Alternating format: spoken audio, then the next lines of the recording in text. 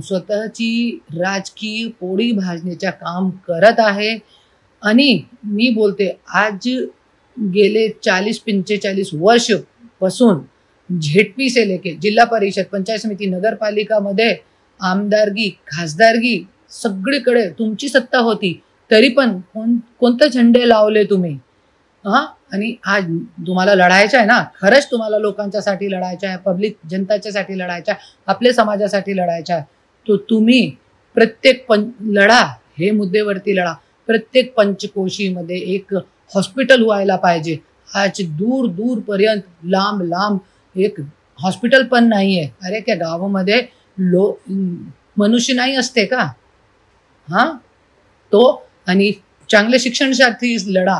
झेडपीची शाळा, आज तिकडे रस्ता नाहीये. गावोगावीमध्ये मुला बाळा 2-2 फुटाचे गड्ढामध्ये चलतात. ते रस्ते बनवा तुम्ही. आज पर बीड जैसे शहर में नाली नहीं है, रस्ते नहीं है, बिजली नहीं है, पानी नहीं है. आणि जिथे जाओ तिथे कूड़ा कचरा, तुंबलेली नालियां, बिमारियां.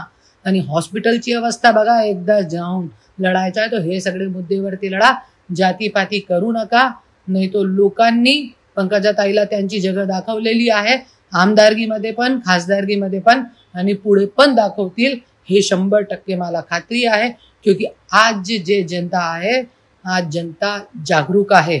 आणि धनंजय मुंडे एक म्हणत होता माझ्या समोर, राजनीति में मुद्दे और मुर्दे जिवंत ठेवावं लागते. राजकारण जरी करायचं.